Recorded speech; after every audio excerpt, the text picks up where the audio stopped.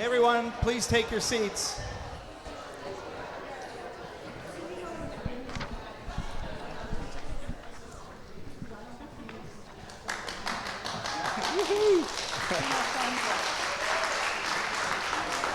Hi, everyone. My name's Peter Drake. I'm the provost at the New York Academy of Art. I'm here to introduce Nina Levy.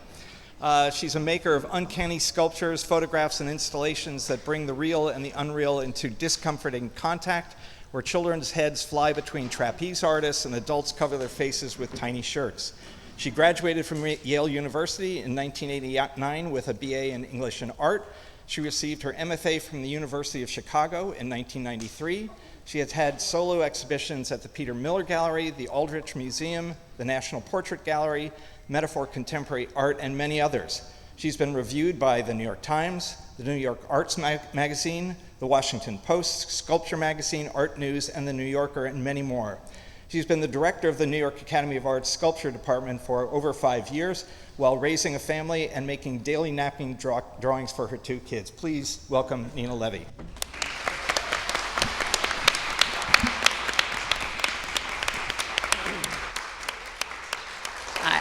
Thank you, Peter. I wasn't expecting a full bio. So, thank you, everybody, for being here tonight. It is fantastic to see so many people live in person. I really appreciate you coming out. As mentioned, I've had the good fortune to be the director of the sculpture department here since COVID, although I've been teaching here since 2007, I think, and I studied at the New York Academy back in the 80s, so it's been a long time. I've also had the enormous good fortune to participate in this group of artists that you see here tonight, who also coincidentally all happen to be women and sculptors. We've been meeting about once a month, I think since February of 2024. So to talk, share experiences, discuss everything from sort of the philosophy of art making to the concrete logistics of exhibiting public art in New York. And our conversations seemed like it would be of interest to the Academy community and beyond, even if you're not particularly interested in sculpture or public art, because these 4 artists have really engaged in some out-of-the-box thinking, creative problem solving as to how to have a career in the arts and sometimes in public art. They've done some innovative thinking about creating exhibition opportunities, even creating exhibition venues, creating public art spaces. They've partnered with institutions, municipalities. They've done work with social media, and there's a lot of interesting stuff to sort of learn from the group. So I'm going to make a couple introductory comments and then read a very brief bio, not as nice as the one that Peter just presented for me, but hopefully we'll excavate some of that information. And then we're going to answer some kind of boilerplate questions. And then we're going to open it up to questions from the audience. So thank you, let's get started.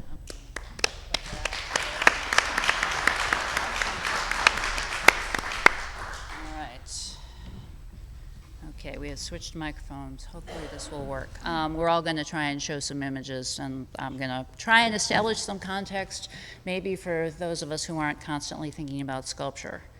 Move over so people can see. Move over, this way. Okay.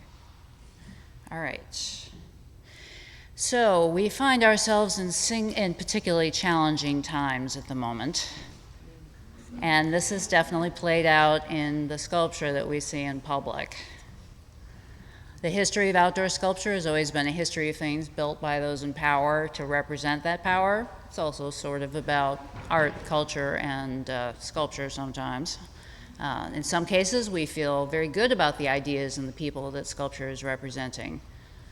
But we might still be unhappy about the representation itself. These are just 2 sculptures from the last year that were kind of condemned for their representation style. Generally, we think that we don't believe in sculpture the way that we did in earlier eras, but often we behave like we care about it very much. Is the problem that public sculpture doesn't work in a contemporary context? Or, as Jon Stewart joked, it's not physically reinforced well enough to withstand attack? You can say for sure that trying to make sculpture that it goes out in public is a very challenging job. And even making and exhibiting sculpture in a private gallery context is challenging. If you've attended art school in the last 30 years, I'm sure you've heard the Adam Reinhardt quote that sculpture is something you bump into when you back up to look at a painting. Sculpture makes up approximately 9 to 16% of the global art market by value. That's a debatable statistic, but nobody's arguing that it's a majority. And lastly, making art and surviving while female is still a challenge. It is greatly improved since the days that those of us sitting here at this table were, say, students. I was told by a sculpture faculty member that I shouldn't make sculpture because it would make my hands big and then I wouldn't be able to find a husband. So that is not something we're saying to our students here today, but the Burns-Halpern report says that in 2053 we will achieve parity. So clearly there's still some progress to be made. So despite these challenges, the four people to my left have accomplished amazing things during their careers. Vinnie Bagwell, I'm just going to read the first two sentences or so on these, but as I said, hopefully we'll learn more during our conversation. Vinnie Bagwell is credited with reframing public art to include historic Black images. Her first public artwork, The First Lady of Jazz at the Yonkers Metro North Amtrak train station, was commissioned by the city of Yonkers. It is the first public artwork of a contemporary African American woman to be commissioned by a municipality in the United States. Meredith Bergmann. For over 40 years, Meredith Bergmann has been making sculpture that deals with complex themes in an accessible, beautiful, and provocative way. Working within the tradition of narrative sculpture, she draws on her love of the history of art, literature, and mythology to make the past speak to the present. Donna Dodson is currently a scholar at the Brandeis University Women's Study Research Center and a visual art fellow at the St. Botolph Club in Boston. Dodson's recent show, She Rose, at the Boston Sculptors Gallery, was met with critical acclaim, and Donna was also a 2022 Fulbright U.S. Scholar in Vienna, Austria. Barbara Segal, who taught stone carving here at the New York Academy, special plug. Barbara Segal is an interdisciplinary sculptor and stone carver inspired by the sublime. Her art serves as a lens to explore femininity, the complexities of wealth, and icons of materialism. Her signature carvings of Birkin bags have been collected by celebrities such as Drake and Rihanna. And I am Nina Levy. I'm the director of the New York Academy of Art Sculpture Department and moderator of this evening's discussion. And yes, I have made some sculpture and some things that have been outdoors and have, I guess, attracted enough attention to make people protest them, beat them with sticks, and set them on fire. So, so I'm trying to make smaller, less flammable things now.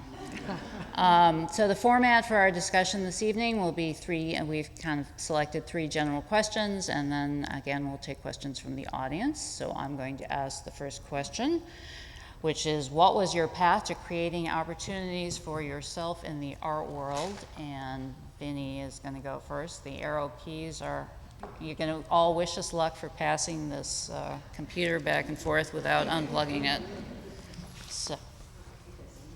So press the arrow on the right corner. Yeah. All right.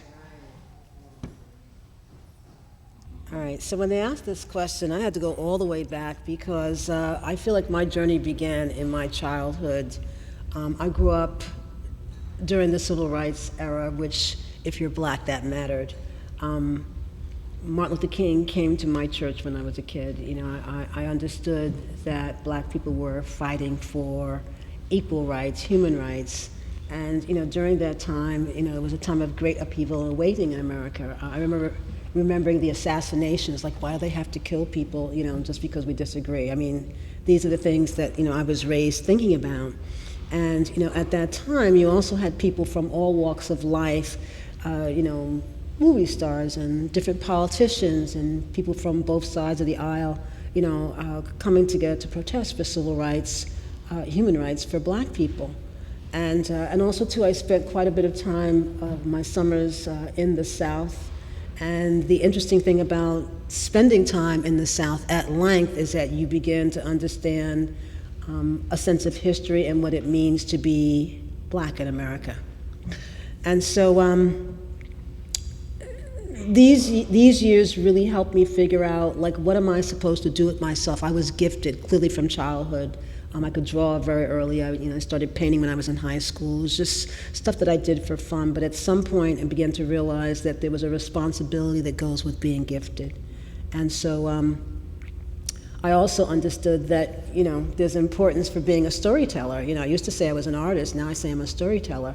And again, many of the stories that I choose to make art about, the common thread is resilience and how it relates to the community. And so, of course, as a born artist, I was interested in beauty, in making beautiful things, drawings, illustrations. It needed to be, in my eye, beautiful.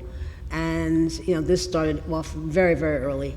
In the 60s, going into the 70s, Black people were not in the mainstream media. So, in those days, we had magazines like Ebony, Essence, and Jet, which helped me to understand the Black aesthetic. Again, we were going through Black Power, we were going through the Afro, embracing African culture, dashikis and things like that. And these were places where you could see this affirmation, this permission to see beauty in ourselves as Black people. In 8th grade, I started off with a mentor in the English department for my high school, went to Woodlands High School in Hartsdale. And from then on, I just kept having mentors. I had a mentor in college. This was my mentor right after college. And again, these people, they seemed to understand me as an artist, but they also understood that there was a path that I was on, and they were further down that path, so they gave me a lot of instructions that saved me some aggravation, but I'm here to tell you the path is long and there's a lot of aggravation. So, I earned a degree in psychology, which I could not find work in, but I feel that probably is a very important degree because early on I got really, really interested in human behavior, like why do people do the things they do, and also, too, understanding that history is the memory of people, and the question is, why does that matter? And so rather than follow a traditional career path, I decided to chart my own and became self-employed as a graphic designer, and then, of course, later as a journalist. And eventually, because I had a painting block, I discovered sculpting, and that was a pivotal turning point in my life. Being a sculptor, or becoming a sculptor, allowed me to use all the gifts, the intuition, the sense of history, love of storytelling, ideas, things that I could create that other people would appreciate, that would speak not just for me, but could speak for everyone in my race. And that's how I came to be sculpting. Donna.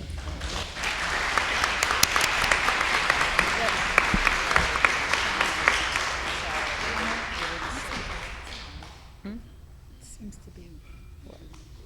What's that? Yeah.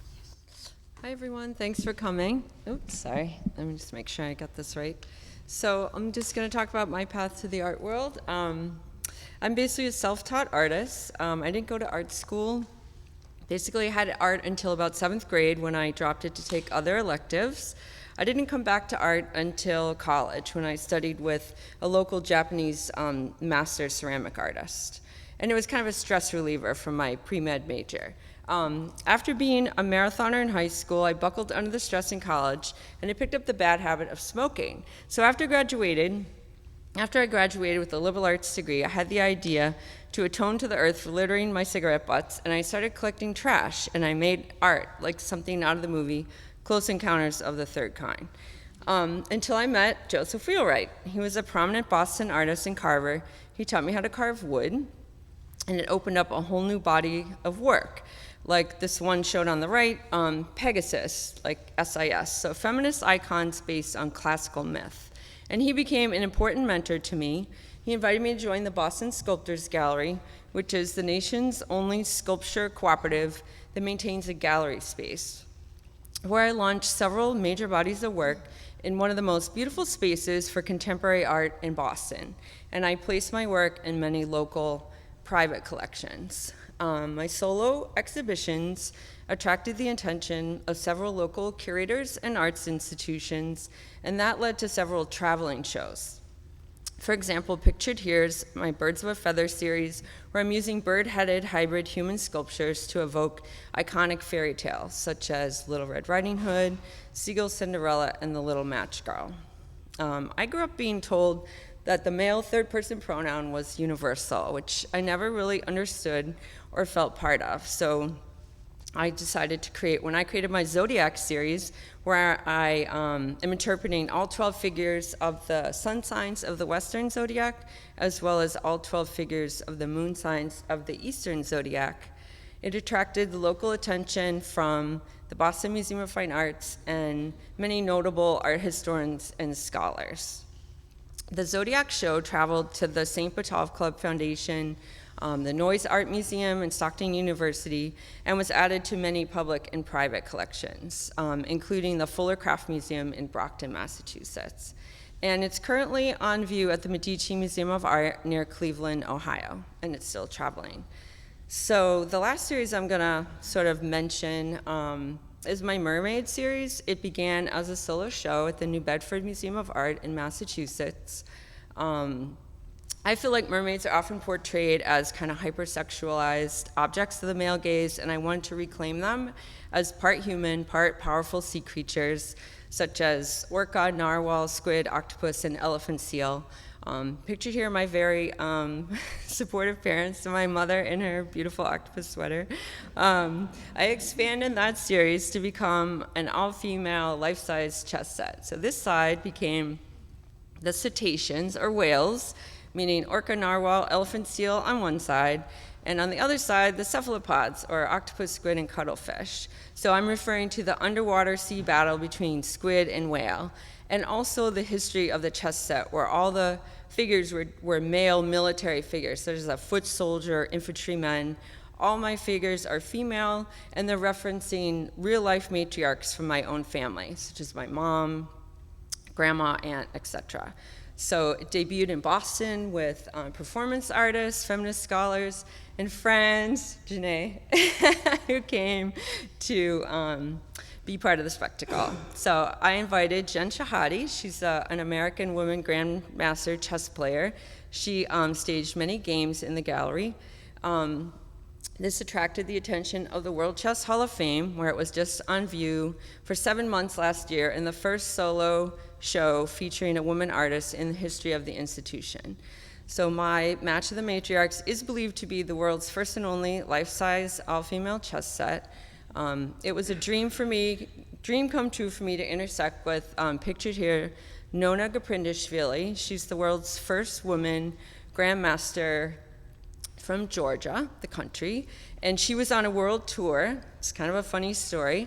She won a multi-million-dollar settlement from Netflix because they misrepresented her achievement in the Queen's Gambit series, and she was on a world tour. She's in her 80s. She's still playing chess, teaching girls and women how to be champions. And on the left is Tan Zhong Yi. She is one of the top 10 women chess players in the world, and she came through the World Chess Hall of Fame in one of, and there are many like elite, chess championships. But for me, perhaps the most meaningful is the fact that my real life matriarchs, my mom, aunts, cousins, lifelong friends, all came from all over the country to celebrate with me at the World Chess Hall of Fame. And I'm very proud to share that in 2026, it'll still be traveling to the Museum of Art and Wood in Philadelphia. So. I don't have to go far. Good evening. Thanks for coming. When I was young, I lived in a loft in Greenpoint for 14 years, when Greenpoint was much scruffier, more industrial, and there were no high-rise buildings. My building was a brick building from before the Civil War. The ceiling leaked. There was occasional heat. But there was a garden, a place where we could garden on the roof. Outside, one set of windows, the other side looked towards Manhattan with a beautiful view. And I wasn't having any fun trying to get my work out into the 1980s art world. So I was delighted when a couple who had opened a new gallery in Williamsburg moved in across the roof in another part of the building. It just sounded ideal. New gallery, they were trying to make their work. So one day I crossed over and invited them to come for tea and see my work. Can you send us some slides first, they said. And I was just flabbergasted. Slides, I'm right here, the work's 10 feet away, you know. They told me we need to develop a vocabulary around your work before we see it and talk to you. And I just couldn't do it. But I had a monument to Anonymous as a giant mouse in a temporary show of animal sculptures in Central Park. And the woman who curated that exhibition for the Parks Department liked my work. So I asked her if I could temporarily install an 8-foot-high sculpture of a giant walking tooth with a gold crown, gold leaf, in a park in Greenpoint as a monument to ordinary bravery, the kind you need to go to the dentist. She said, sure, no slides, no vocabulary. I installed it, and it was vilified in the local Greenpoint Gazette as disrespectful to the war monument that also sat in the park, and the paper asked the Parks Department to plant a tree instead. And 2 days later, the sculpture was severely vandalized. And it was at that point, I must have been about 28 years old, that I realized that if I were going to make public art, it would have to be work that the community supported and cherished and would protect and take ownership of. And I would have to develop the vocabulary with which to talk to the many stakeholders who would be living with my sculpture. So I applied for public art opportunities, and I always spent the stipend on the most ambitious piece I could make with that money to build my portfolio. For 10 on 8, 10 showcase windows in a municipal parking garage on 8th Avenue, now vanished. They were right around the corner from Studio 54, so there was always a traffic jam. And I spent a year making a 23-foot-long traffic frieze of the 10 Commandments as a traffic jam. So this is the 10th of, this is one panel. This is Thou Shalt Not Covet. And we have a woman coveting a Corvette and the driver coveting her. A young woman who has everything and it's all in her microbus, coveting the relationship of the people in front in the taxi.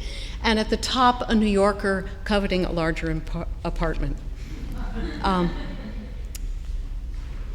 For a year-long show of biography memorials in Woodlawn Cemetery in the Bronx, I later made an elaborate memorial to the Harlem Renaissance poet Countee Cullen. And I cast it myself in 2 different colors of cement, and later donated it to the New York Public Library, where it now has pride of place in the lobby of the Countee Cullen branch.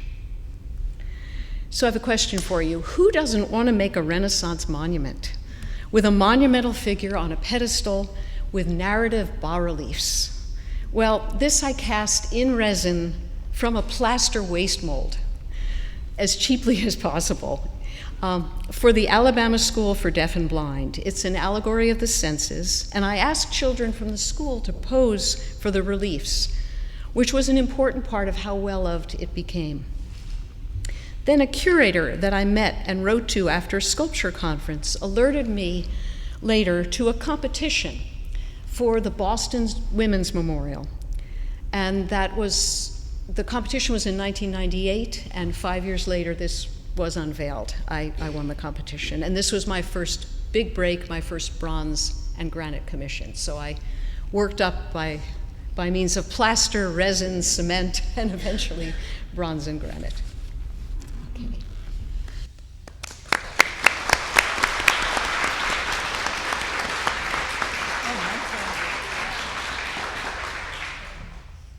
One second, I must get my text up. Okay, here we go. Hi, everyone. Thank you for coming. And I have to say that it has been a pleasure doing a Zoom once a month with these amazing women on the pedestal, on the whatever you want to call it. Okay, so sorry about that. So hi, and I will start my pathway to the art world. I began my journey by leaving America and going to Paris to study stone carving at l'École des Beaux-Arts, because in America in the early 70s, I couldn't get the academic education that I had wanted. I was deeply inspired by the incredible architecture that shaped my sense of beauty and awe. Having an epiphany upon entering the cathedral at Chartres, I had never seen anything so beautiful. Also, I loved the Neo-Byzantine glass dome ceiling in Gallery Lafayette. It was sublime. I don't know if any of you have seen that. From that moment on, I was hooked on beauty. In 1974, I moved to Italy with the mountains above Carrara in my view and learned the art of stone carving from the best artisans in the world. The photo on the right is the view from the studio where I worked. Returning to New York, I set up a studio in Soho with friends right in the heart of the art world. We had a little penthouse. We had a building on top of a roof. It was really quite extraordinary. We had a lot of fun. I am always enthralled with Romanesque architecture, which I continually incorporate into my work. This stacked marble onyx shirt was inspired by Romanesque architecture. Once I started showing my work in New York City galleries, this piece sold after being displayed in the gallery for only 2 weeks, encouraging me to continue experimenting with different techniques and ideas using clothing as my canvas. The only connection I could make between living in Europe and my mid-century American suburban experience was my mother's clothing, designer clothing. On the left is my mother's designer shirt by Pucci, which my sister, I think, still has. Okay? And on the right is a cathedral stone floor in Venice's San Marco's Cathedral. Having worked in a foundry and having learned to make molds in Italy, when I returned to the States, I got a job at Roman Bronze Works, the oldest foundry in New York. I was the first woman to be hired to work on the foundry floor. Later, I incorporated my knowledge of working in bronze, the sculpture on the right, you see the bronze lace, with carving folds in fabric like I had seen carved by Bernini in Italy. In the late 1990s and early 2000s, I had several solo museum and gallery exhibitions. After the 1994 crash, I pivoted out of the gallery scene and founded a nonprofit arts organization with other artists, bringing the arts to an underserved community, and that's how I met Vinnie, and Vinnie and I became friends. Yonkers Sculpture Meadow on the Hudson, a sculpture park of outdoor rooms in marble and limestone, was my first public project. Working with the city of Yonkers, we, Art on Main Street Yonkers, were able to attract developers and start the process of redeveloping the downtown, which brought art to the community and gained media attention from Eyewitness News, the New York Times, and the local journal News. And the sculpture park has been inherited by the community today, watched over with much love. This led to winning the MTA Arts and Design Commission, Mohegan-Tuck, the river that flows both ways, 2 72-foot cast aluminum sculptures marking the site of the river's original borders, indicating by tumultuous waves where the cliffs had once stood. So after the crash of 2008, I gave up working for the city and I said, that's it, I'm going back to stone carving. And I was experimenting with the sculptures of these little girls' dresses in marble and onyx, which were inspired by my family's portrait photographs of my siblings and me. So after creating sculptures of clothing, I decided to do accessories. I created my first Birkin designer handbag, which went viral on social media and brought my work full circle by transforming the Birkin into a modern relic, using the symbolism of the cathedral on the right, incorporating influences from Romanesque architecture and carving perspective into the windows of like Donatello did with his bas-reliefs. So when I came back to the States, bringing with me my knowledge of Italian mastery, which helped me in the American art market, this gave me a niche that no one else filled in the New York City art scene. This was my personal journey.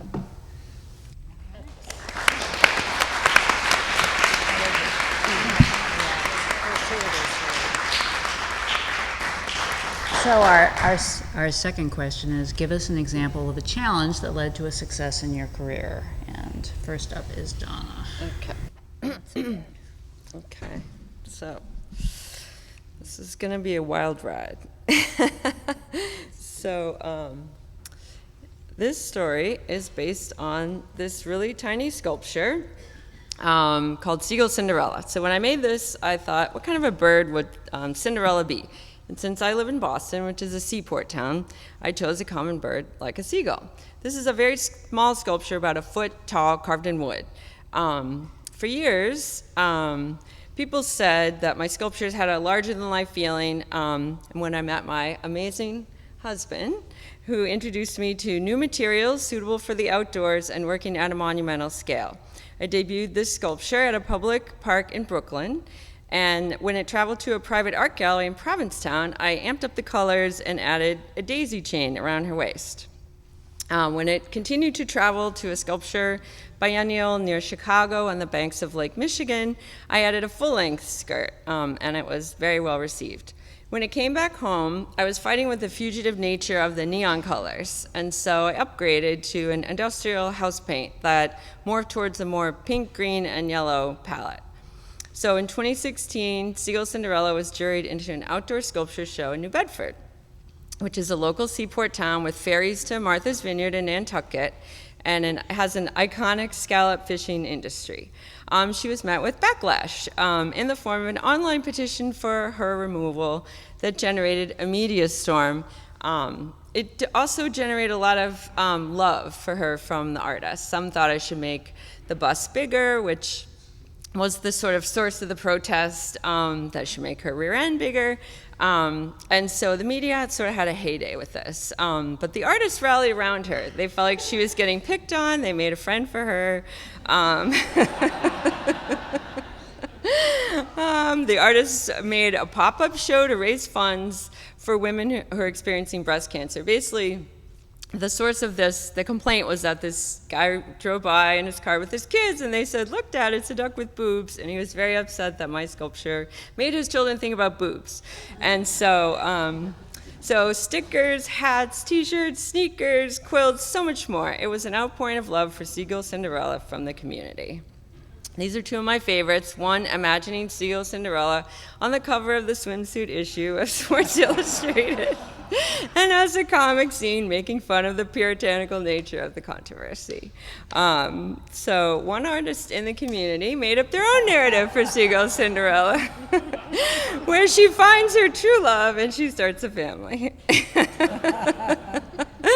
This spawned a series of stickers, Halloween costumes. There's even, she has her own line of custom cookie designs from our local bakery. So she inspired a custom scarf that beautifully paired with my daughter-in-law's pink pussy hat that went to the March on Washington for Women. So from the sale of the merchandise, we raised money that we donated to a local health center, providing direct funds for patients who are experiencing cancer. So after an exciting 6-month stint in New Bedford, she returned to Maynard, which is my hometown. She was welcomed with memes, costumes, a parade, life-size puppets, a marching band, another pop-up show. This was all supported by our state cultural council, and our town select board declared an official Segal Cinderella Day in our community that still exists. Locally, we raised funds again to serve women and their families who are experiencing breast cancer. When the call came a few years later to loan her out to New Bedford again, with trepidation, I decided to give her a new look, a green skirt to make the white daisies pop out, and bright pink oversized daisy pasties. Back she went, causing another stir. I was kind of prepared for the second one. This time, she attracted the attention of a local musician who got a tattoo of her on his arm, a local politician who wanted to run as vice mayor with Segal Cinderella as the mayor. New Bedford itself proposed Segal Cinderella as the new official city seal. And recently, more artists have celebrated her as a Taylor Swift meme. When she returned to Maynard, we were invited to enter into our holiday parade as a float, so I made her a Santa hat in her custom colors. We still get asked by families in our community if they can pose their children with Segal Cinderella on our front lawn for their holiday photos, to which we always say yes. We are in conversation about a permanent sculpture of her for the New Bedford community. But, but what I dream of at night is a giant Segal Cinderella lighthouse with beams shining from her areola.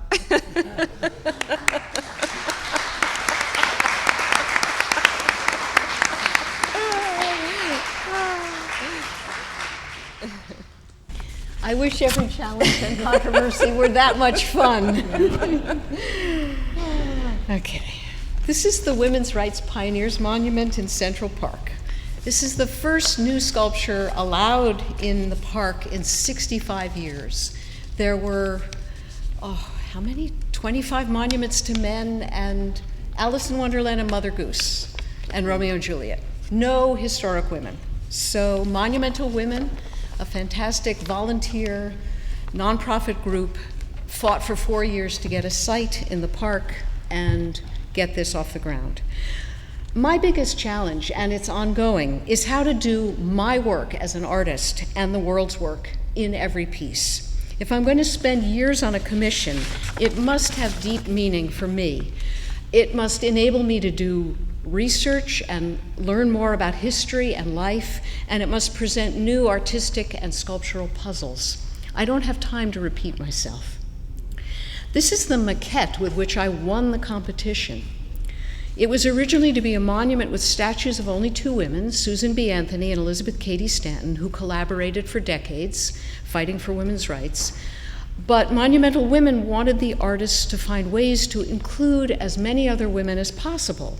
Because the path where this was to stand in Central Park is called Literary Walk, I thought I'd give people something to read and complement the muteness of the statues with historic women's voices, a scroll of quotations. They're not just their names, they're actually their words, in chronological order, forming a history of the women's movement, and include a great diversity of women activists from 1848 to 1920, when our Constitution was amended to finally allow women to vote. And don't think that right isn't recent and fragile.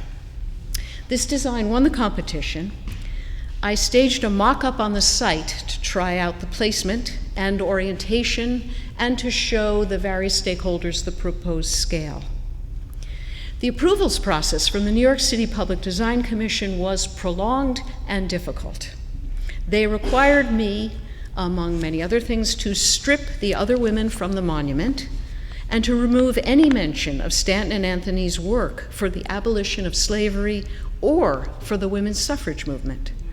One commission member interrogated me as to why the women weren't looking at us when all the statues of the men were, which they are not, and I said so, but I was eager to show that I heard her, so I made one maquette where their heads are turned to look at us, which does not work, and the commission wouldn't approve it, even so. After some behind-the-scenes advocacy, the project was rescued by being increased with the addition of Sojourner Truth, so now 3 statues. This was wonderful, but it was a big sculptural challenge and a logistical nightmare. I had a deadline, and I had already begun enlarging the first 2 figures. So I tried a variety of poses using my 1/3 height model and a mock-up of Truth's figure. I didn't want to repeat the spacing I'd used in the Boston Women's Memorial. I wanted to emphasize how social change comes from people working closely together. It was only when I figured out how to alter the existing figures and redistribute the interactions, the gazes, and the poses that I was able to make this work as a portrait of creative, collaborative activism. The New York City Design Commission required me to get written testimony from 3 historians to prove that this design, these 3 women at one table, was historically plausible. The 3 did know each other. They did work together at women's rights conventions and conferences, and Truth had been a house guest of Stanton's. Nell Painter, a celebrated historian I consulted, who's also an artist, complimented me on capturing the tensions between them.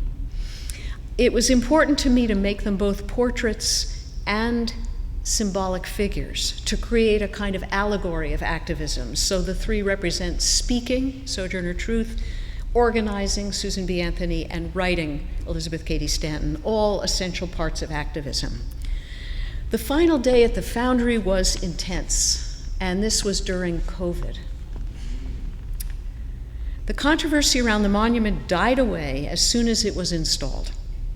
There are very few statue groups in New York City that show people interacting, that show more than one person at a time, let alone discussing, debating, maybe even arguing about how to create social progress. And I'm very proud to have created one.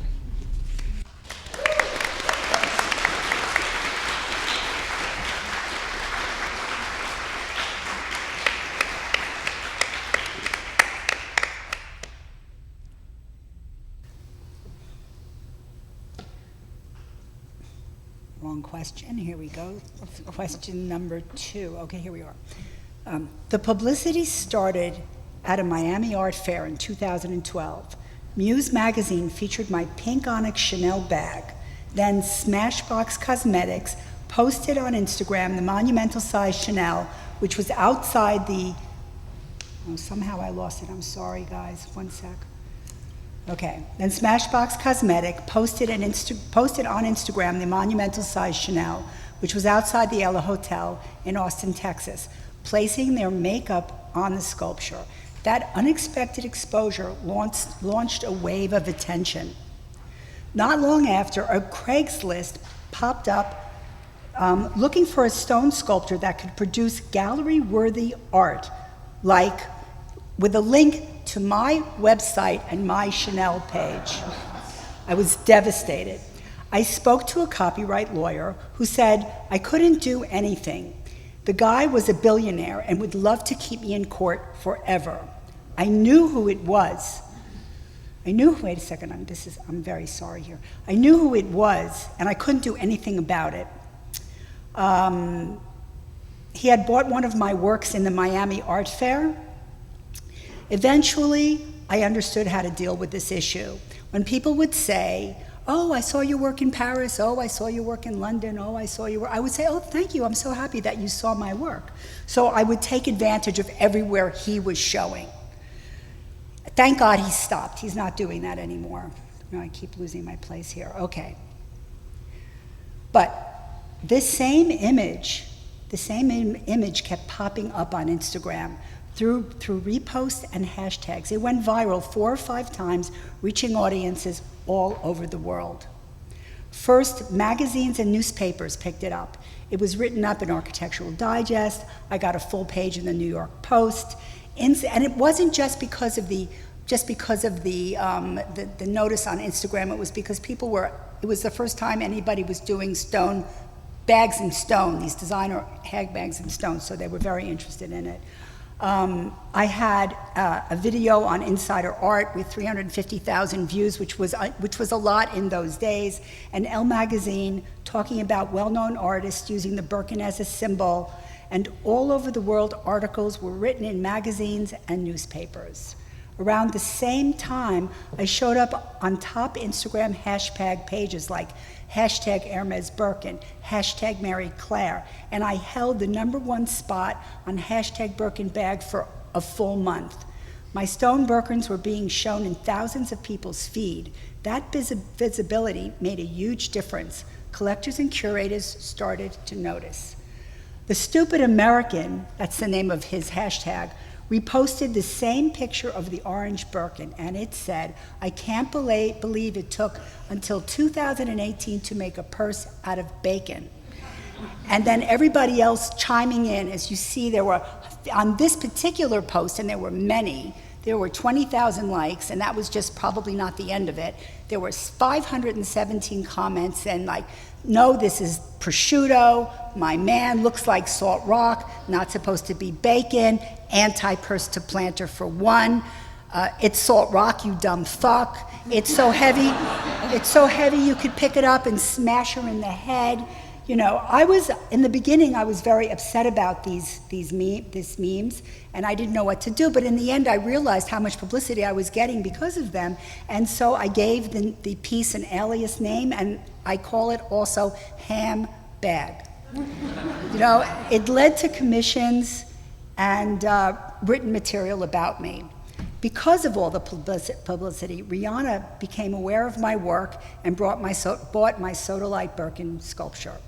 I never would publicize it on social media that a celebrity brought my work because it wasn't right until she made it public by posting this on Instagram. In 2020, Drake texted me and asked for the largest Birkin that I was able to make. So I made him a Portoro marble Birkin bag, and it was about 30 inches wide and almost 3 feet high. I've never made that commission public until now.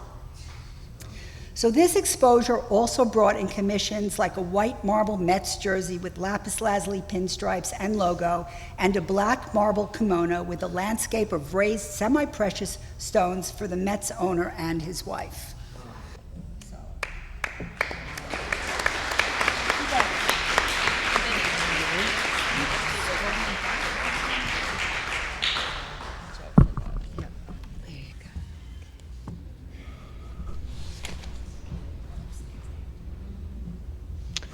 One of the greatest challenges that I have faced navigating an art world that has historically marginalized Black artists, we're talking about from exclusions in museums and major exhibitions to limited representation in the largely white patriarchal field of public art. The challenge isn't just about getting a seat at the table. It's about making art that's relevant, that's meaningful, and that challenges the status quo. I want my art to educate, to affirm, to influence cultural equity in public places where African American stories had long been absent. And my first public artwork, which is Ella, it coincidentally is the first public artwork of a contemporary African American woman to be commissioned by a municipality in the United States. It made me a who's who in America. That's not what I set out to do at the beginning of time. At the beginning of time, I just wanted to create an artwork that represented a Black woman in my community. I live in Yonkers. She was from Yonkers. This is the mid-90s, where many of the people that she actually went to school with still live there, so her memory was very much alive, and people were excited that the sculpture was there, and the unveiling was phenomenal. And again, I'm just trying to do something that I think matters to my community, and it ended up being a thing in the United States. That moment was transformative, not only for me personally, but because symbolically it represented the breaking of a barrier. You know, it's hard for me to believe that before Ella, there were no sculptures of contemporary Black women in America as bronze. It was proof that representation matters. And so, you know, this is one of those instances where you say perseverance, even in the face of systemic exclusion, can create new pathways. By the way, it's really interesting to me that all the icons, this is Sojourner Truth, that's her fifth generation grandson. Harriet Tubman's seventh generation niece was mad because I didn't invite her to the party. You know, Frederick Douglass's grandsons are showing up. What's really interesting is that these were real people that have real families that are still alive. And they're very quiet, you know, a lot of them are just kind of laid back, and I'm like, you know, you really need to come to the fore to let people know that these people were real, because there are people now trying to say that Harriet Tubman wasn't real. That's crazy. At any rate, that experience taught me that opportunity often begins with courage. Courage to show up, the courage to do the work, and insist that your voice belongs. So, of course, this inspired me to go further.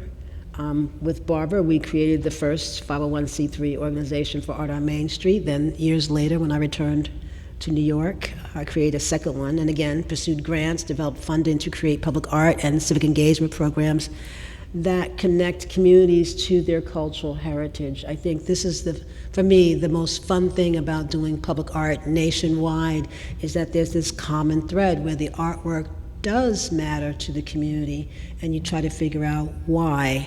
And when you do, you make something that resonates over the not just years, it's centuries. And so being marginalized has, in a way, become a source of motivation. It's like, now, even with the change in the political climate, there's still a lot of calls for public art about the history as Africans in America. And so it keeps me focused on what matters the most, humanizing the memory of Black people. And of course, honoring their contributions to this country through art that educates, uplifts, and stands the test of time. This, by the way, is Victory. She's coming to Fifth Avenue at 103. I am the second artwork to be in Central Park in the last 65 years, and it is quite the adventure. We are presently trying to achieve preliminary design approval. I just submitted my presentation for review and hoping that maybe I might get to present it by December and maybe make it in 2026 for 2027. Stay tuned. What's next?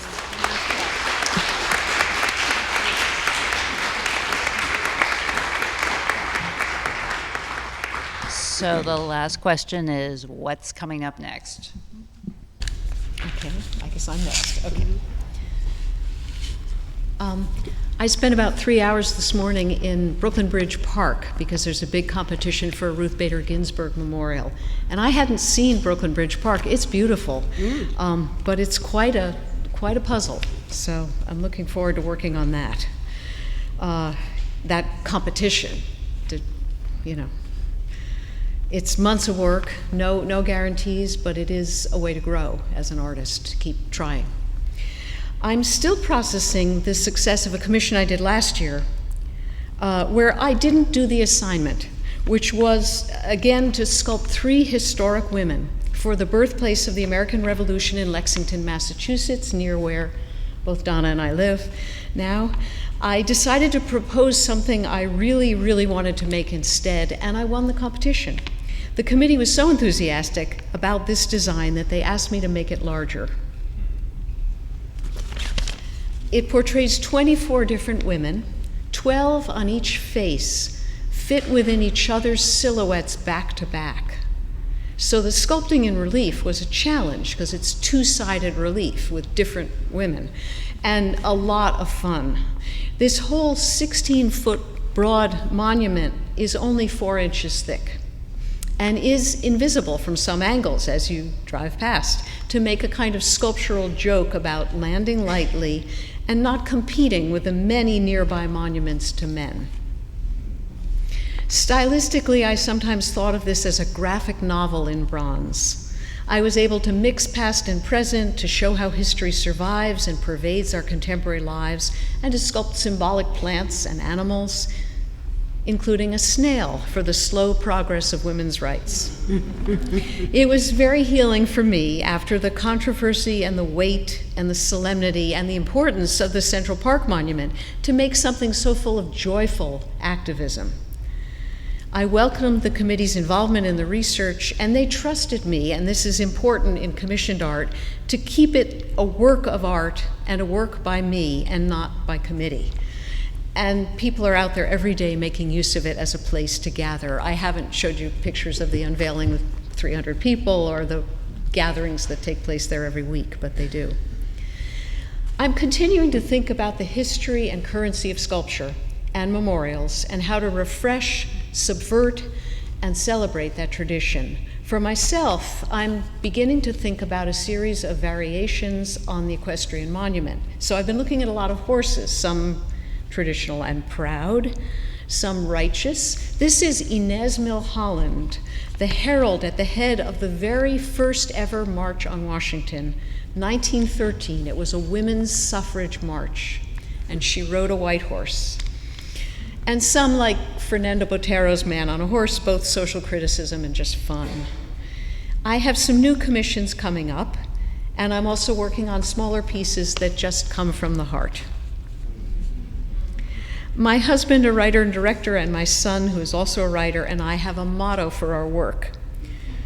It translates as to move, to teach, to delight. And that's what I continue trying to do with my art.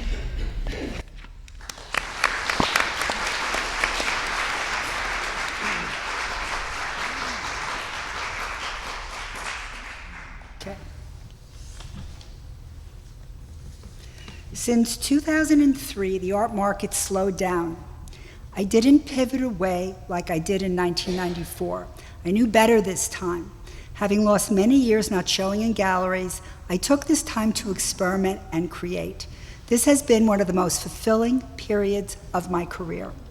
Oh boy, I did it again, okay. I am experimenting with combining glass, gems, metal, and marble, creating many new conceptual works, having studio visits, creating new opportunities for commissions, and working on arranging museum and gallery exhibitions. This is some of the experimenting I'm doing. Like you could see on the right, Marilyn Monroe, but she's not carved yet. Her face and her arm is out of marble pieced together. Her necklace is made out of brass, cut out of brass, but it will be veneered in gold, and I will put rubies in her necklace. So this is just some of the experimentation, gold leafing over plaster and cutting out letters, etc. In the past 2 years, this is really not working well, is it? Okay. In the past 2 years, I've been creating several bodies of work, one of which is stone lunchboxes that play with luxury logos and exclusivity. The white marble lunchbox, Supreme, with red jasper inlaid letters, using a high-end brand that is so exclusive that you can't copy their logo, and hence why I do so, and tells the story of what you give your child to go to school with. And on the right, an LVBS lunchbox that merges Louis Vuitton's initials with my own. While LV stands for luxury, my BS and BJ initials poke fun at the seriousness of it all. By placing a Pegasus, a creature from mythology, on a Birkin, I'm highlighting how high-end brands repurpose ancient symbols into contemporary status markers. It's a question of why we collect these items and how they become identifiers of who we are, just as charms once did centuries ago. From there, I've enlarged the Pegasus charm into a marble sculpture, placing it over a lunchbox layered with luxury inlaid semi-precious stone logos. These mythical symbols, like Pegasus, are now reimagined as status symbols. We've taken something ancient and turned it into a modern brand maker. Another is Betty Boop, a soft toy charm. I'm reclaiming her as a symbol of independent modern-day woman rather than just a hypersexualized cartoon. In this way, Betty Boop becomes a charm of who we aspire to be, a reminder that we define our own identities. Here, I'm canonizing Betty Boop in a Byzantine-style reliquary with gold and red glass mosaics, carved stone, and gemstones. Betty Boop's real identity as Esther Jones was erased, and she was turned into a caricature. By making her a saint, I'm rejecting the labels that were placed on women of that era and rewriting the narrative. We don't have to accept those old stereotypes. Instead, we can celebrate who these women really were, powerful, complex, and worthy of sainthood on their own terms. Here's Saint Olive of Oil, holding Sweet Pea like a mother and child in marble, onyx, glass, metal, and gems. I canonized her to free her from the submissive role she was given, having to appease both Bluto and Popeye, and not able to say no to either one. This is a work in process, a Birkin bag made from the same stone as the Palazzo Ducale in Venice in St. Marco's Piazza. I'm using the building's ancient symbols, the top of the column, as a bag charm that Louis Vuitton also uses in their logo. Ultimately, it's about how these symbols tell the story of their era. In the past, I should go back. Ultimately, it's about how these symbols tell the story of their era. In the past, they might have symbolized something sacred or infinite. Today, they stand for exclusivity and luxury. I'm inviting us to see how history is always being reinterpreted and how we can question what these symbols mean in our time.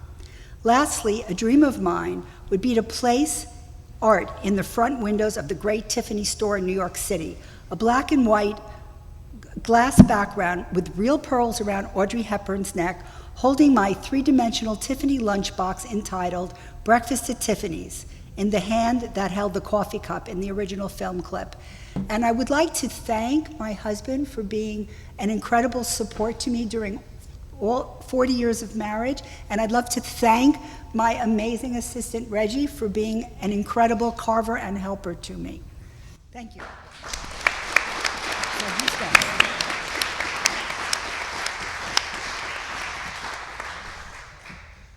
So, I have the last word. And just, I'm so grateful for this group. We've been meeting for about 2 years on Zoom, and it's really filled a lot of holes in my life. So I just can't express how grateful I am to my colleagues up here. So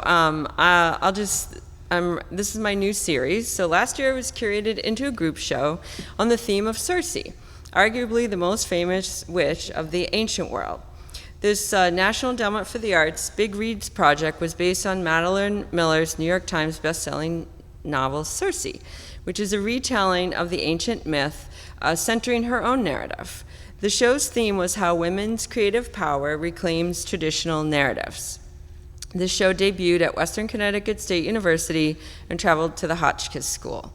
Inspired by this show, I decided to make a Circe sculpture, using her claim to fame, which is turning Odysseus's men into swine, as the compositional structure.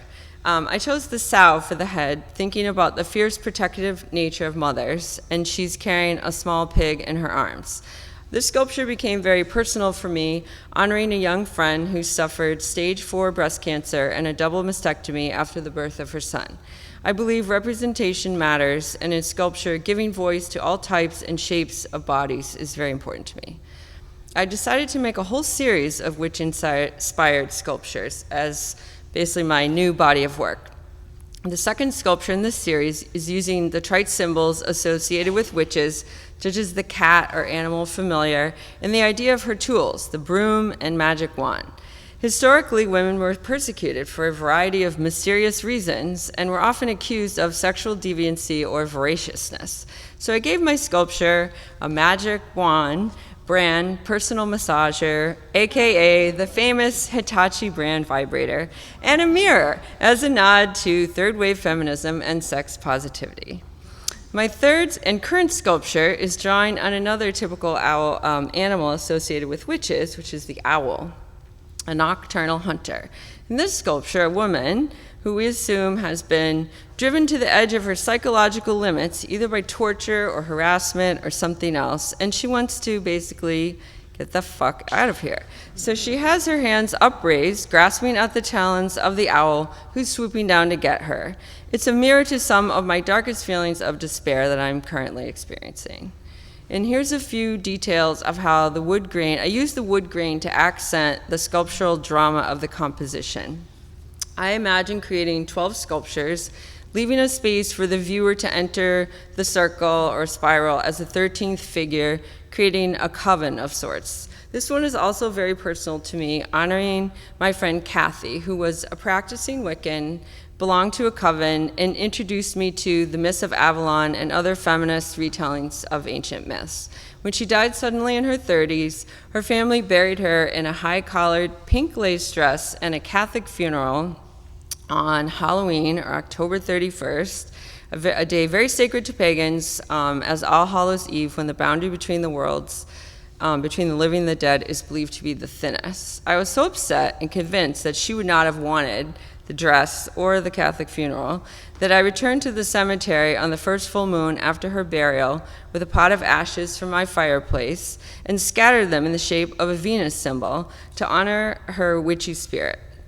In the same way, I imagine my immersive sculpture installation of witches will be a place to gather and rage, grieve, cry, sing, and create a space for feminist activations and ceremonies inside art galleries and museums. So that's it.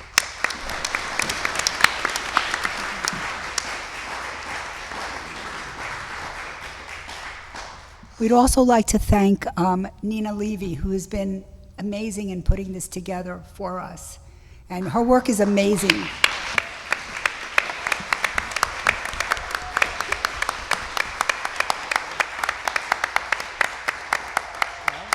Thank you, and now we would like to take some... We haven't finished. Oh, we haven't finished? Yeah, one Oh, more. I'm sorry. Oh, I'm so sorry, Vinnie. Yeah. You threw me there. We're almost done. She's the last one. Sorry about Hi, what's next? Hi, this is Frederick Douglass. This is the wax. I'm doing a bust for the Cedar Hills, Cedar Hills Medical Center in Washington, D.C.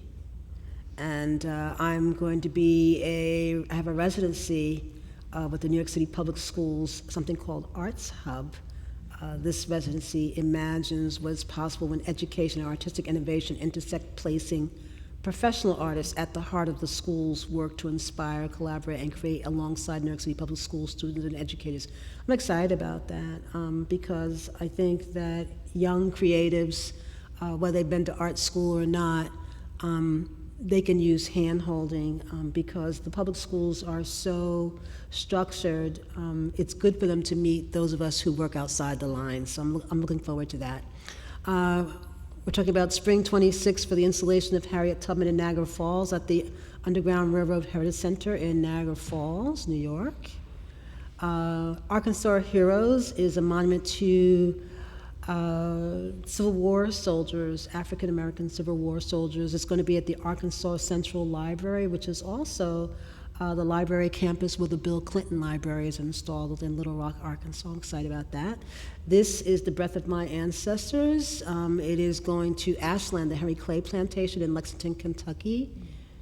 And in 2027, Philadelphia's First Lady of the Law, Sadie T.M. Alexander, is going to be in front of the Thomas Paine Municipal Building, which is across the street from City Hall in Philadelphia.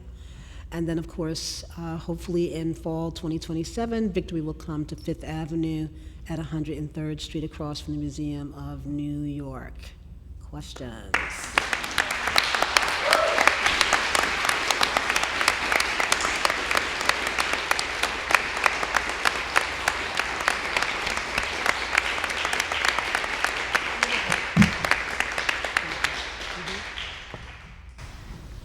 So, yes, we'd love to take questions from the audience. I don't know, are we going to pass a microphone? How do we? No, we're just gonna yell. Okay. Can I? See? Does anybody have a question? If not, then we'll. Yeah. Sure. Yes. Okay. You did. I'm curious about yourselves.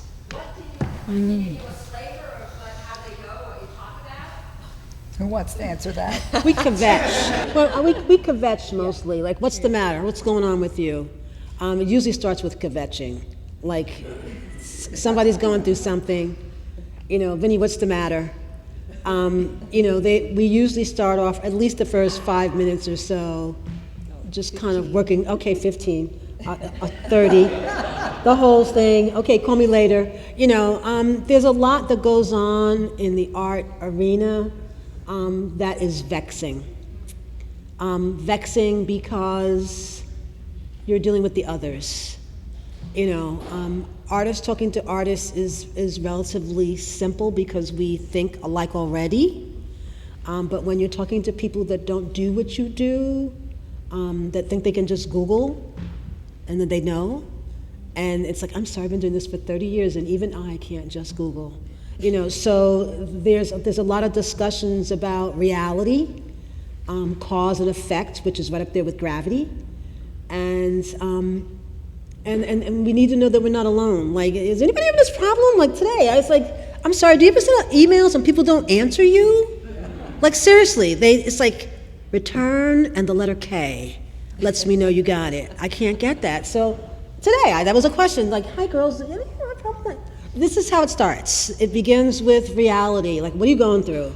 Because aside, if you happen, I don't have a husband, but if you happen to have a husband, a boyfriend, a girlfriend, a roommate, you got somebody to talk to. If not, it's your best friend, your mother, your daughter, whoever will listen to you. And sometimes people are like, Mom, you already told me this, so you want to talk to somebody else. And you would prefer to talk to somebody who knows what the heck you're even talking about, because most people, if they're not in the arena, they don't care. I also really like how different we are. Yes. We do all think alike in some ways, and in some ways we think completely differently. So if I'm having an issue with self-confidence or with how to approach somebody or some weird comment I got or some failure, I can ask them about it and get completely unexpected replies, which is very helpful. You're brilliant. Nobody, don't listen to them. Oh, come on. Nope. You say something. Oh, okay. Yeah, sometimes we have topics. Sometimes we kick around a topic, and sometimes we do a reading or might watch like a video or something, and it's sort of focused on, actually one of the most interesting, obviously Nina being an educator is, I think, maybe sometimes more aware of sort of like what's going on, because she's thinking about how to provide resources with the students. So she was naming off all these like marble sculptors and stone sculptors, and kind of, so we're all on our phones looking them up on Instagram as she's naming them, and it was, for me, just an introduction to like kind of what's going on right now in terms of stone sculpture, conceptual work, like, so that was one of the most interesting ones for me. So I really appreciate that, of kind of like someone helping me expand kind of what my focus is on, who I'm looking at and thinking about. I love being introduced to new names for me, new artists. And the topics that I like to talk about a lot are the technical, how to do, what fabricators to use, where do they exist, how do I get, who knows how to do this, how do I make this in bronze, how do I make this in stone, what digital program are we using? So we share information and try to help each other accomplish what we need to accomplish.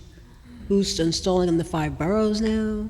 Yeah. Who's installing in the 5 boroughs? Like like for instance, insurance companies just jacked installers' insurance. So now there are installers that I've been using for 30 years that will not install in the 5 boroughs because it's become prohibitive. That is a major concern, because now that means I got to work with strangers.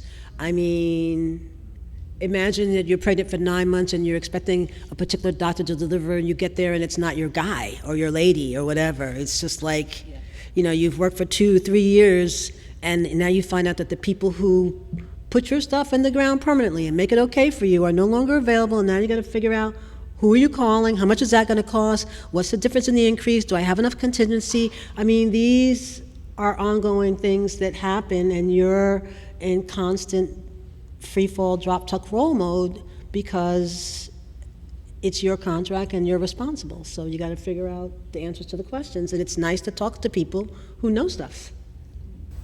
And you should say the thing about your sculptures. We've talked about Nina's experience in public art, which is a very interesting topic. I'm not really involved in public art at this point, but I am. I have an interest in it because of my role here, and certainly sculpture always. Well, representational sculpture is the one arena that has persisted in public art in a way that it obviously didn't in other places. So I think there's always an interesting overlap. So I'm kind of curious about that concept, even though I'm not actively participating in it myself, and it's something our students are sometimes interested in. So yeah. A couple questions. Yes. Okay. Yes, I have a question. Thanks you all for your beautiful and powerful work. Meredith and Vinnie, can you speak to your experience with enlargement? What about it? Your experience of enlargement and how you went about enlarging, what techniques you used to enlarge your figures. You want to go first? Sure. I've done old-fashioned enlargements with a small grid and a larger grid and a plumb bob. I just finished one because the commission was somewhat restricted financially. When I can, I use digital enlargement because I make every commission 3 times. I make a maquette to convey the design, and then I work out the details in 1/2 or 1/3 height, and then jump up to just over life size or up to whatever. And the digital enlargement saves a great deal of time. It results in an object that's light enough weight that I can move it. I have part-time assistants who come and go, and often I'm in the studio alone working, and I need to be able to manipulate these things on dollies and move them around and turn them depending on the light. So it depends on the budget, basically. Is there something more specific you want to know about enlarging? Because, yeah, You know, the thing about enlarging, and again, enlarging is becoming a lost art. The traditional way is becoming a lost art. The gentleman that was enlarging for me from 1994 until last year worked for Mr. Edel. I mean, yeah, it goes way back. Okay. The point of it is that I worked with a guy who was one of the original old school type enlargers. So, I mean, Ella Fitzgerald was funny because I was like, a maquette, what is that? I'm untutored. I didn't go to school. What do you mean? What is that? I could make a maquette, and I have astigmatism. I mean, I don't see straight, and so sometimes he'd be like, that's not straight. And it's nice to work with someone who understands what you want at the back end, and can help you through that process by building what you want. And by the way, an enlarger is not a sculptor. An enlarger is an engineer, someone who has the ability to build a sculpture, but they do not call themselves sculptors. They call themselves engineers. And you see things at full scale that you then want to change. So you're finishing the sculpture. Yeah, it's math, at the highest level. The beauty. And the technology's changed completely. That so part. Now you've done pieces that were printed, right? Yeah, I'm getting to that. Okay. But I'm saying I haven't gotten there yet. No. But I'm saying that's to you high that tech. it's math. Enlargement is really math, and when you're working with an engineer, the beauty of the math is that they also design it to be safe. Like, I can't have a 8-foot sculpture in my house that's not going to be safe. I mean, there's one in my house right now. You could run into it, and you'll probably knock yourself out before you knock it over. And so that's the beauty of working with a professional. I would never dream of trying to learn how to do that myself. First of all, I don't want to. And number two, it was just really nice having somebody that I could trust to do that. Well, when he retired, I got thrown into the pool, and now we're talking digital. And digital's a whole new skill set. You're basically talking about scanning. If you're creating a sculpture yourself still, you're talking about simply scanning, but then there's something called ZBrush, which is the app that you can use to make alterations if you know how to do that. If you don't know how to do that, then you got to find somebody who knows how to do that, that will do it for you with inside the budget that you have. And this is the challenge with public art, is that it's a finite budget. It's not like you just got money out the wazoo because you're working for the Metropolitan Museum or the Guggenheim or somebody who's got deep pockets. So 3D enlargement is doable, but it's hard to do because it's really, really expensive. And so that's a whole different talk show by itself. Like, you need another night for that. And we have somebody here in the audience who does this professionally, and he's sitting right here for stone carvers all over the world with robotics. So no, it's an interesting adventure, enlarging. It's that's a whole nother show. Any other questions?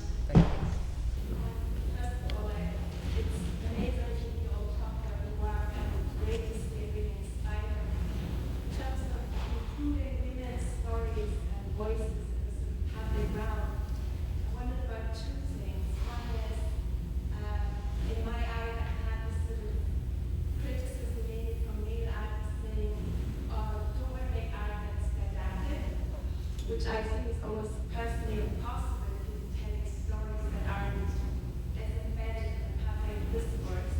But I wonder what your experience is with that potential approach, and then the other thing is sort of navigating, carrying that sort of frustration, black inclusion in your historic awareness and materializing that versus the. You mean drugs and alcohol? What do you mean? What are you talking about? No, your second question, you're saying, how do you carry it? The second question is related to navigating, I guess, a sense of frustration with the attempt of creating something joyous, and something that is celebratory, and how, if you've got any sort of relevant experience or recommendations of dealing with that. Can I answer first? Yeah. I'm going to answer your second question first. I think for those of you who are working artists, and for those of you who are wanting to be working artists, I think that in order to do that successfully, you really need to love what you're doing, whatever it is. You need to love it like it's your last breath. You really need to love the work. You need to have a certain kind of belief in yourself and your ability. You have to believe that the gift that you have, and I assume you are gifted if you're in this room, you have to believe that the gift that you have has a purpose, and you have to be determined to fulfill that purpose, whatever the heck you think that is about. If you go down a path and that path is working for you, then maybe that's what you're supposed to be doing. If for some reason you hit a wall, then maybe you're supposed to digress, go around, up, through, whatever. But in the final analysis, I don't think that being gifted is random. I'm untutored. It occurred to me at some point in my life that evidently, I'm just going to say, God wants something from me. What do you want? Can you make yourself plain? I'm willing to do it. So it starts with your willingness to show up, your willingness to keep going. It doesn't matter what your mother says. It doesn't matter what your parents say, your kids, your friends. It doesn't matter. The question is, what are you saying to you? It depends on your own self-determination. Who the hell am I? What am I doing here? How did I get here? And where the fuck am I going? And how am I getting there? And no matter what happens, you just keep trying to figure out how to work it out. God sends new people into your life every day. You never know when somebody's going to be the answer to the question that is bothering you today. The answers do exist. You know, we have tremendous information now. I mean, you've got AI, you've got Google, you've got all these things, tools that you can use to answer those questions. But really, in the final analysis, the question is, what do you believe about you? And I think that that's the answer to the first question, too, actually. Yeah. I went to art school in the 70s. I went to college for 2 years, then Parsons School of Design for a year, studying graphic design, and then Cooper Union in the heyday of conceptual art. Nobody was teaching anatomy or sculpture of any physical kind except in the bronze foundry, and that's where I fell in love with sculpture. But I had no technique. Instead, I was kind of inculcated with a suspicion of traditional art. So I am very loath to make something that asserts. I want to make something that questions or that teases or provokes or kind of has a twist to it, drawing on the tradition and using all that incredible power that beautiful art, beautiful figurative art has.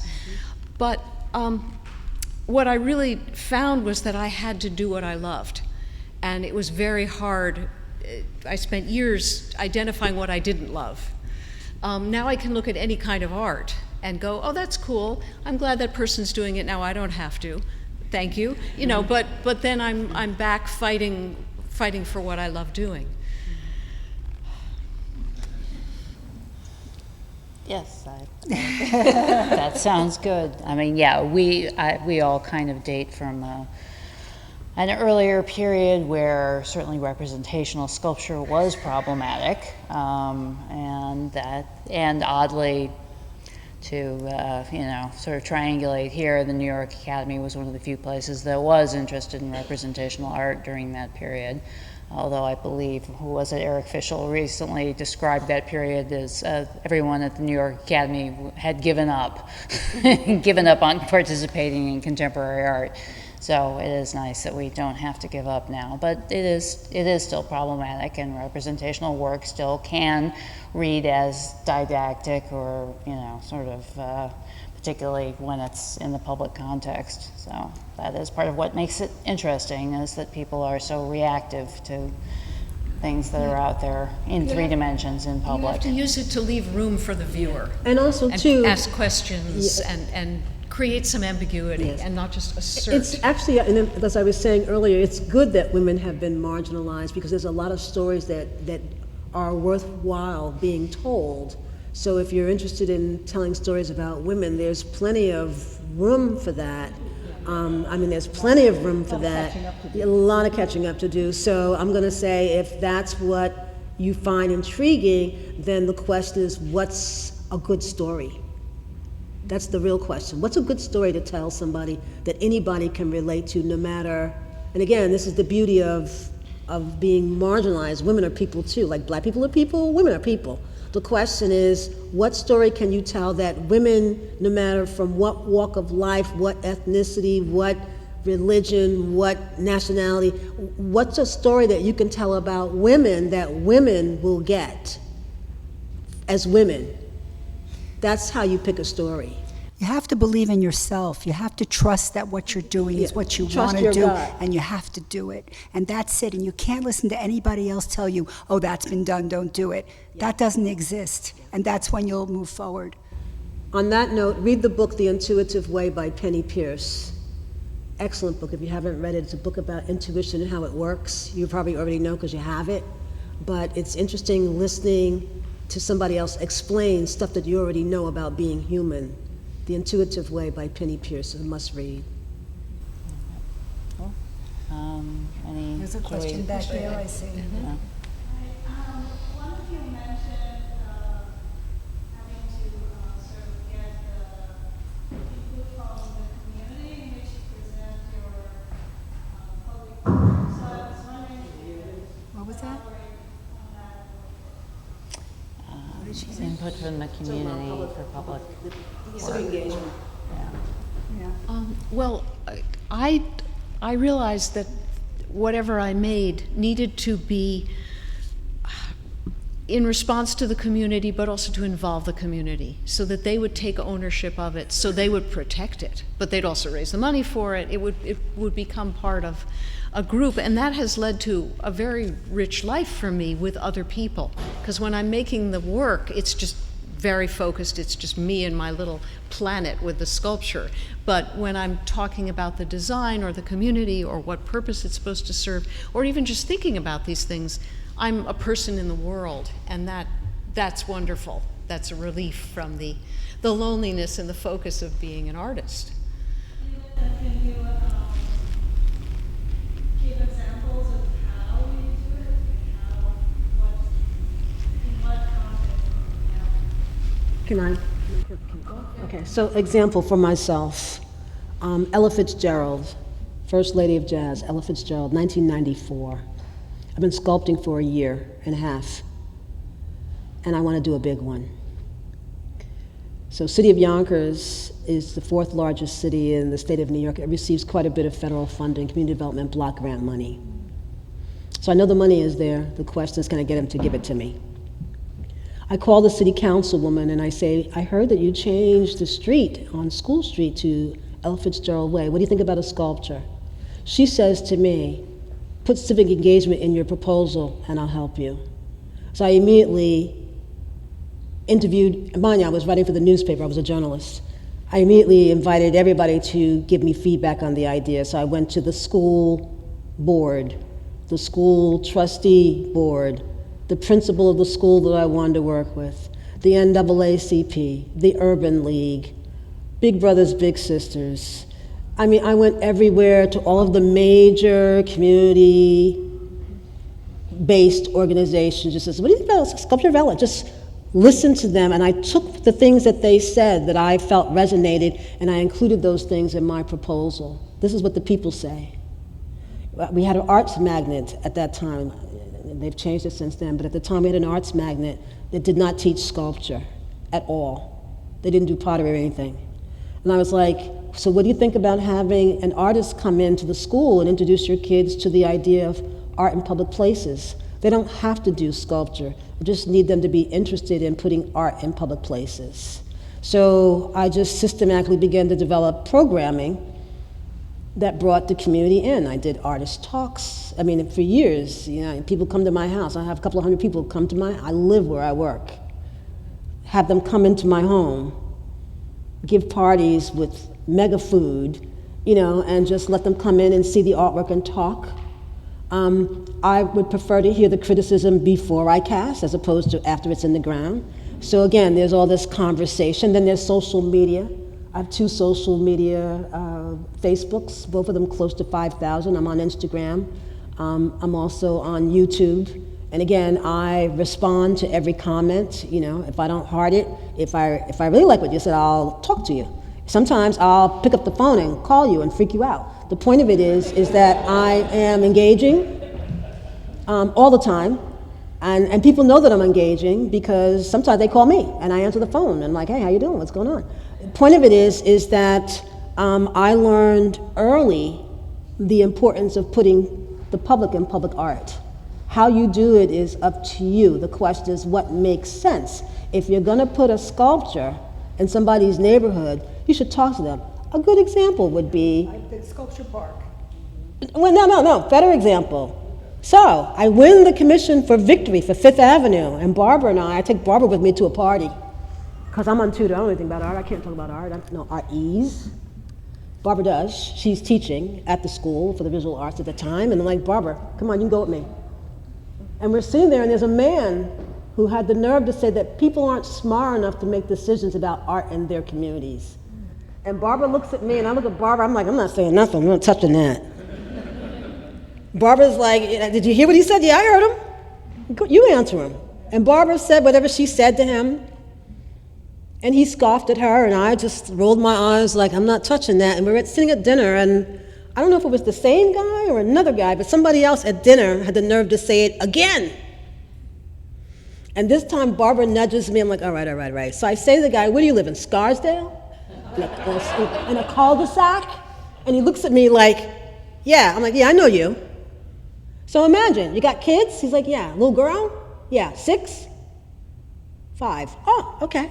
So you got a little 5-year-old. You're walking around to the bus in the morning, cul-de-sac. And you go out there and there's a 9-foot pink penis in the middle of your circle. And your little girl says, Daddy, what's that? Who are you gonna call as soon as you get her on the bus?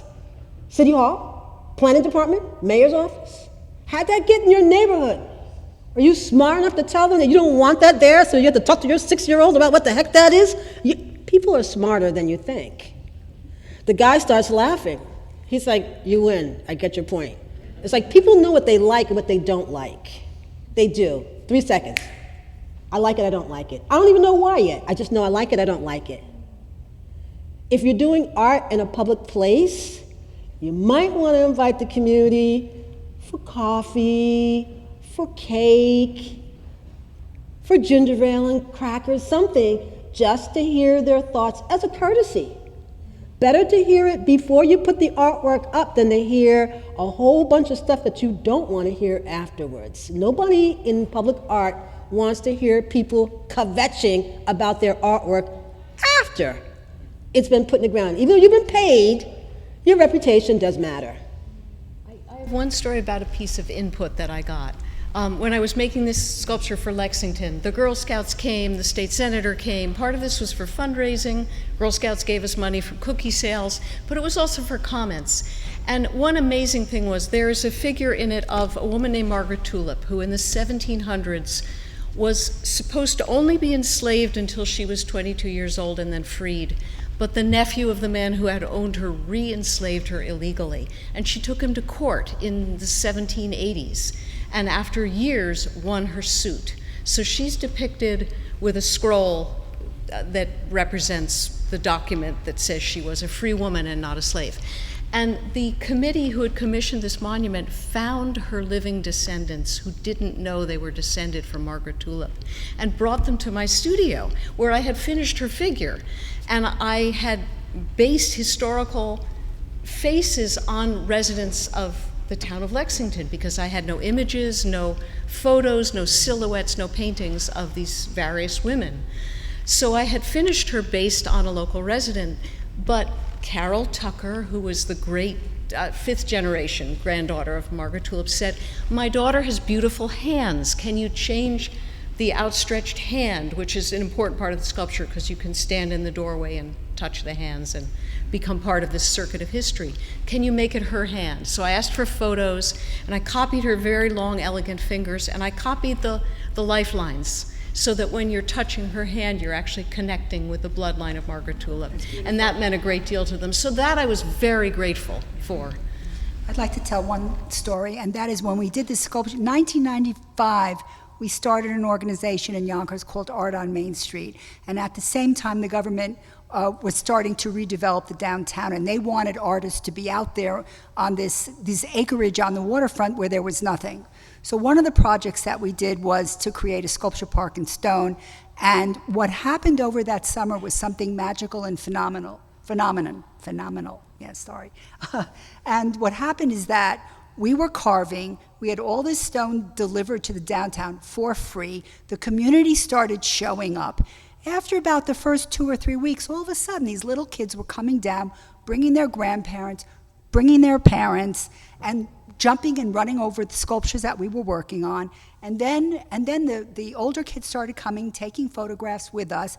And then the community started coming and feeding us and giving us sweet potato cakes and pies. And then, the people, it just started, the demographics, the changed. The people started coming, they started populating the area. The New York Times, Eyewitness News, the artist community started in Yonkers. All the artists came, we let them work. We took the kids out of the schools, 4 kids out of the schools who worked with us, and it changed their lives. In the first week, they wouldn't talk to me, and by the end of the summer, we were hugging and everything. But it was amazing to see how it changed. The MTA, which was right next to us, the metro train rail, they were tooting their horn every time they passed by. The same thing happened when Vinnie had her opening for Ella. It was magical. I don't know how Vinnie did it. We put the chairs in the middle of the street by the underpass. I mean, at this time, the lights were not on in Main Street. So anyway, Vinnie's opening was amazing. She could tell you about it, that we had this many people or more, twice as many, sitting in the street with phenomenal speakers, and it was something that had never happened before. We were lighting up downtown Yonkers. We started a gallery. Yeah. There was no lights on Main Street, but like once a month, you'd see the whole street come to we life. fed them good food too. The thing of it is that it was something really quite incredible. To answer your question, it's like, think of ways to bring people into your process. Yeah. I I still live there. I live in a trolley barn. When you come into that building, we've got 12-foot wide hallways.